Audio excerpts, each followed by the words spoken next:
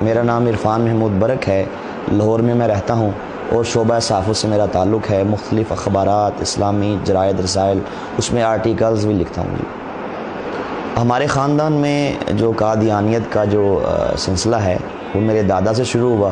بچپن کے زمانے میں انہوں نے قادیانیت کو قبول کر لیا۔ کوئی علم نہیں تھا، معلومات نہیں تھیں، پڑھے لکھے نہیں تھے، جسٹ مرزا قادیانی کو مجدد کی حیثیت سے مان لیا اور اس کے ہاتھ پہ بیعت کر لی۔ اب قادیانی میرے دادے کو نعوذ باللہ صحابی رسول کہتے تھے، کیونکہ ان کا مذہبی عقیدہ ہے کہ جس کسی نے مرزا قادیانی کو مرزیت کی حالت میں دیکھ لیا، اس پہ ایمان لے آیا، تو وہ کہتے ہیں کہ نعوذ باللہ وہ صحابی رسول کے درجے پہ فائز ہو جاتا ہے۔ تو میں نے بھی اسی ماحول میں آنکھ کھولی۔ میرے دادے کو لوگ دور دور سے دیکھنے کے لیے آتے تھے۔ ہمارا خالصتاً ایک مذہبی گھرانہ احمدیت کے حوالے سے مشہور تھا، ہمیں ایک مخلص احمدی کے طور پہ جانا جاتا تھا۔ تو اسی گھرانے میں نے بھی آنکھ کھولی۔ جب شعور کی آنکھ کھولی تو گردونواں میں نے سارا یہی قادیانیت کا ماحول دیکھا۔ اس میں یہ تھا کہ کافی وجوہات تھیں جو میرے قبول اسلام کے لیے کارگر ثابت ہوئیں۔ اس میں سمجھتا ہوں کہ ہمارے اہل محلہ کا رویہ وہ بڑا اہمیت کا حامل ہے، کیونکہ بچپن کے زمانے میں اکثر ہمارے محلے والوں سے یہ بات سنتا کہ وہ ہمارے بارے میں کہتے کہ آپ لوگ جو قادیانی ہیں، احمدی خود کو کہتے ہیں، آپ مسلمان نہیں ہیں۔ تو میں سوچتا کہ جب ہم کلمہ وہی پڑھتے ہیں، نمازیں وہی پڑھتے ہیں، روزے رکھتے ہیں، سارے دین اسلام کو مانتے ہیں، قرآن کو مانتے ہیں، احادیث کو مانتے ہیں، تو پھر کیا وجہ ہے کہ یہ لوگ ہمیں مسلمان ماننے کے لیے تیار کیوں نہیں ہیں؟ ہمارے اہل محلہ ہمارا بائیکاٹ کرتے، اگر ہمارے محلے میں کوئی تقریب ہوتی خوشی کی، اس میں ہمیں مدعو نہ کیا جاتا، کسی بھی قسم کے معاملات میں ہماری مداخلت جو ہے وہ اس کو برداشت نہ کیا جاتا۔ تو ایک تو یہ میرے ذہن میں ایک بات کلک کی کہ کیا وجہ ہے کہ یہ لوگ باوجود اس کے کہ اس میں بڑے بڑے نیک لوگ ہیں، جسٹ اگر بات ہوتی ہمارے محلے کے لوگوں کی، سوچا جا سکتا تھا کہ اس میں ان کی کوئی ذاتی رنجش ہے، کوئی بات ہوتی ہمارے جناب علاقے کی، سٹی کی، پاکستان کی۔ لیکن جب میں نے اس پہ تحقیقات کی تو پتہ یہ چلا کہ صرف ہمارے پاکستان کے علمائی مرزائیوں کو کافر نہیں کہتے، بلکہ پوری دنیا کے تمام علماء بشمول امام کعبہ مسجد نبوی شریف کے جو امام ہیں، غرض کہ پوری دنیا کے تمام مسلمان قادیانیوں کو مسلمان نہیں سمجھتے اور انہیں کافر سمجھتے ہیں۔ تو میں یہ سوچتا کہ آخر کیا وجہ ہے کہ کیا یہ لوگ قرآن نہیں پڑھتے؟ کیا یہ علماء احادیث نہیں پڑھتے؟ کیا ان کو یہ نہیں پتہ کہ جو دل سے کلمہ پڑھے تو آپ اس کو مسلمان سمجھیں؟ لیکن یہ ہمارے اہل محلہ کا رویہ اور میری یہ سوچ علماء کے بارے میں، پوری دنیا کے علماء کے بارے میں مجھے ایک شاہراہ پہ گامزن کر گئی۔ وہ یہ تھی کہ میں نے سوچا کہ میں کیوں نہ ایک بار مرنے سے پہلے تحقیقات کروں، پڑھوں مرزائیت کی حقیقت کیا ہے۔ میں جسٹ خود کو اس لیے قادیانی کہتا ہوں، احمدی کہتا ہوں کہ میرے گھر والے اگر وہ ہندو ہوتے تو میں بھی بتوں کو رام رام کرتا، اگر وہ عیسائی ہوتے میرے گلے میں بھی سلیب ہوتی، وہ سکھ ہوتے میرا مذہب بھی سکھزم سے ہوتا۔ تو مجھے ایک بار پڑھنا چاہیے، تحقیقات کرنی چاہیے، دیکھنا چاہیے اصل حقائق کیا ہیں۔ تو الحمدللہ یہی سوچ جو تھی مجھے اس طرف لے گئی، تحقیقات کی شاہراہ پہ میں گامزن ہو گیا۔ میں نے اس سلسلے میں چناب نگر سابقہ ربوہ سے قادیانیوں کی ساری بکس منگوائیں، ان میں مرزا قادیانی کی اپنی بکس تھیں۔ یہاں میں کہ یہ بھی عرض کرنا چاہتا ہوں، میں قادیانیوں کو ایک میسج بھی دینا چاہتا ہوں اسی اپنے قبول اسلام کے اس واقعے کے اندر ہی، کہ انبیاء علیہ السلام کتابیں نہیں لکھتے۔ 1,24,000 کم و بیش انبیاء علیہ السلام جتنے بھی دنیا میں تشریف لائے، کسی نبی نے کتاب نہیں لکھی، بلکہ انبیاء پہ تو کتابیں آسمان سے نازل کی جاتی ہیں اللہ پاک کی طرف سے، خود سے انبیاء رائٹر نہیں ہوتے۔ تو اگر کوئی قادیانی میری بات یہ سن رہا ہے تو میں اسے دعوت اسلام دینا چاہتا ہوں کہ مرزا قادیانی نے اپنی زندگی کے اندر 84 کتابیں لکھی ہیں، جن کو مرزائیوں نے روحانی خزائن کے نام سے پرنٹ کی ہے۔ تو خیر میں نے ان کتابوں کو پڑھا، دیگر جو قادیانیت کی جو بنیادی کتابیں ہیں ان کو پڑھا، تو ان کو پڑھنے کے بعد اس نتیجے پہ پہنچا کہ اس کائنات کے اندر یہ سب سے بڑا کفر ہے، سب سے بڑا دجل ہے، سب سے بڑا فریب ہے، جو کہ اسلام کے روپ میں مسلمانوں کو گمراہ کرنے کے لیے انگریز نے باقاعدہ پلاننگ کے ساتھ یہ سارا اس کا فتنہ شروع کیا۔ تو الحمدللہ اللہ پاک کے فضل و کرم سے میں حقیقت تک پہنچ گیا۔ اللہ پاک کا مجھ پہ خاص ایک فضل و کرم ہوا، اور میں سمجھتا ہوں کہ میرے قبول اسلام کے حوالے سے در حقیقت جو بیس تھی، بنیاد تھی، وہ میرے بچپن کے زمانے میں دیکھا وہ مبارک خواب تھی کہ جس خواب کے وسیلے سے رب کائنات نے میری آنکھیں کھولیں. تو میں سمجھتا ہوں کہ وہ بھی آپ کے سامنے میں عرض کروں کہ وہ خواب میں نے کیا دیکھا, اس کے بعد میری کیا فیلنگز تھیں. میں نے بچپن کے زمانے میں دیکھا کہ نبی پاک صلی اللہ علیہ وسلم ہمارے محلے میں تشریف لاتے ہیں, تو پیارے آقا کے مبارک ہاتھوں میں ایک پھلوں کا تھال پکڑا ہوتا ہے, اس میں بہت سے پھل ہوتے ہیں. تو نبی پاک صلی اللہ علیہ وسلم آپ پھل تقسیم فرما رہے ہیں, لیکن جب آپ تقسیم فرماتے ہماری گلی میں تشریف لاتے ہیں تو پیارے آقا صلی اللہ علیہ وسلم ایک مرزائیوں کے مکان سے پچھلے مکان کے پاس رک جاتے ہیں, آگے تشریف نہیں لاتے, قادیانیوں کے گھر میں نہیں جاتے, ان کو پھل نہیں دیتے. میں سارا منظر دیکھتا ہوں, پریشان ہو جاتا ہوں کہ سرکار آگے تشریف کیوں نہیں لا رہے. لیکن جیسے ہی میرے کریم آقا صلی اللہ علیہ وسلم مجھ ناچیز کی طرف دیکھتے ہیں, الحمدللہ نگاہ کرم فرماتے ہیں, تو آپ تبسم فرما دیتے ہیں. اس کے بعد الحمدللہ میری آنکھ کھل جاتی ہے. آنکھ کھلنے کے بعد میں نے سارا یہ خواب میرے ذہن میں گھومتا ہے. کچھ عرصے بعد جب میں تحقیقات کرتا ہوں, ساتھ اس خواب کے بارے میں سوچتا ہوں, تو رب کائنات یہ فضل فرما دیتا ہے کہ خواب کے ذریعے سے مجھے یہ ہدایت مل گئی. میں سمجھتا ہوں حقیقت ہی ہے, بنیاد ہی ہے کہ نبی صلی اللہ علیہ وسلم آپ نے مرزائیوں کا بائیکاٹ کر کے بتلا دیا کہ یہ گمراہی ہے, یہ دجل و فریب ہے, اور آپ صلی اللہ علیہ وسلم کا مجھ ناچیز کی طرف دیکھنا, نگاہ کرم فرمانا, میں سمجھتا ہوں کہ در حقیقت یہی میرے قبول اسلام کا باعث بن گیا الحمدللہ. کو بچپن کے زمانے میں ایک دو میں نے اور بھی خواب دیکھے. ایک بار میں نے مرزا قادیانی کو جہنم کی آگ میں جلتا ہوا دیکھا. اس کے بعد میں نے الحمدللہ اپنے قبول اسلام کا اعلان کر دیا. ساتھ جب میں نے وہ بکس پڑھی مرزا قادیانی کی, ان بکس کے اندر جو مجھے ان کے کفریہ باطل عقائد ملے, اس کے ذریعے سے میری اللہ پاک نے آنکھیں کھولیں. اور وہ عقائد کیا تھے کہ جن کتابوں کے اندر مرزا قادیانی نے نعوذ باللہ رب کائنات کو گالیاں دی تھیں, استغفر اللہ, اللہ پاک کے انبیاء کی شان میں نازیبہ کلمات کہے تھے, حضور نبی پاک صلی اللہ علیہ وسلم کی شان میں گستاخیاں کی تھیں, صحابہ کرام کے بارے میں نماز اللہ استغفر اللہ انتہائی غلیظ زبان استعمال کی تھی, امہات المومنین کو گالیاں دی تھیں, اہل بیت اطہار کے بارے میں نعوذ باللہ برا کہا تھا, مکہ مدینہ کو گالیاں دی تھیں, قرآن پاک کے اندر تحریفات کے طوفان کھڑے کیے تھے. تو یہ ان ساری چیزوں کو جب میں نے پڑھا تو الحمدللہ جیسے جیسے میں ان کو پڑھتا گیا ویسے ویسے مرزا قادیانی سے میری محبت, چاہت, ادب کے وہ سارے بخیے ادھرتے گئے.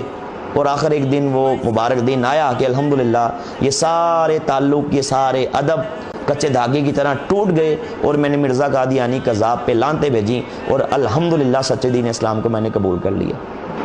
جب میں نے اسلام قبول کیا تو اس کے بعد مجھے ایک فکر تھی, جستجو تھی, اور وہ یہ تھی کہ جو ہمارے گھر والے ہیں, جیسا کہ میرے دادا ابو نے اس کو قبول کیا, اس کے بعد جو ہماری ساری فیملی تھی, خاندان, وہ ایک بھیڑ چال چلتے ہوئے, نہ کسی نے کچھ دیکھا نہ کسی نے کچھ سوچا, وہ اس مرزیت کے اندھے کنویں میں گرتے چلے گئے.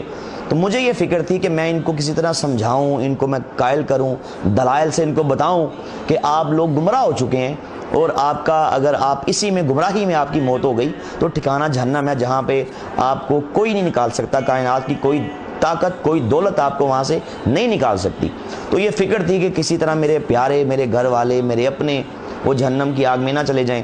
اسی فکر کی وجہ سے میں نے الحمدللہ ان تک دعوت پہنچائی, اسلام کی میں نے ان کو تبلیغ کی, انہیں بتایا کہ جس کو آپ امام مہدی سمجھتے ہیں, مسیح موت خیال کرتے ہیں, ذلی بروزی نبی مانتے ہیں, وہ کائنات کا بدترین کافر تھا, اس کی کیا عادات تھیں, اس کے کیا عقائد تھے, وہ کیا کچھ کہتا رہا, وہ امام مہدی نہیں تھا, وہ مسیح موعود نہیں تھا, وہ ذلی بروزی نبی نہیں تھا, بلکہ وہ سب سے بڑا جھوٹا تھا, کذاب تھا. تو الحمدللہ میں نے اسی فکر کے تحت ان تک جب یہ میسج کنوے کیا تو اللہ پاک کا بڑا احسان ہوا, فضل و کرم ہوا کہ میری پیاری والدہ محترمہ مرحومہ, خدا غریق رحمت کرے, کہ آپ نے اپنی وفات سے 1.5 ماہ قبل الحمدللہ آپ نے باقاعدہ مرزیت پہ لانتے بھیجیں اور آپ نے اسلام قبول کر لیا. اس کے بعد میرے 2 بھائی الحمدللہ ان تک میں نے اپنا میسج کنوے کیا. اللہ پاک کا فضل و کرم ہوا کہ وہ ود فیملیز الحمدللہ انہوں نے بھی مرزیت سے توبہ کی اور انہوں نے بھی اسلام قبول کر لیا. اس کے بعد میں نے ایک تہیہ کر لیا, جب سے میں نے اسلام قبول کیا اس دن سے لے کے کہ میں نے مرتے دم تک ختم نبوت کا کام کرنا ہے, اور اس اہم مقصد کے لیے میں نے, اگر جان جاتی ہے تو کوئی پرواہ نہیں ہے, مال جاتا ہے تو کوئی پرواہ نہیں ہے, ٹائم جاتا ہے تو کوئی پرواہ نہیں ہے. الحمدللہ اللہ پاک نے مجھے اس کا یہ ثمر دیا کہ اللہ پاک کے خاص فضل و کرم سے اب تک 150 سے زیادہ قادیانی الحمدللہ میری دعوت کے بعد انہوں نے مرزیت پہ لانتے بھیجی اور سچے دین اسلام کو انہوں نے قبول کر لیا. میری والدہ نے الحمدللہ اپنے قبول اسلام کے بعد مجھے یہ وصیت کی تھی کہ اگر میں مر جاؤں تو کوئی قادیانی میرا جنازہ نہ پڑھے. میں مسلمان ہوں, مجھے الحمدللہ مسلمانوں کے قبرستان میں دفن کیا جائے, اور جو جنازہ ہے مسلمان عالم دین پڑھے اور مسلمان پڑھیں. تو ان کی وصیت کے مطابق جب ان کی ڈیتھ ہوئی تو میں نے گھر میں بات کی, ساری برادری ہماری اکٹھی ہو گئی, ایک طرف سارے رشتہ دار تھے قادیانی.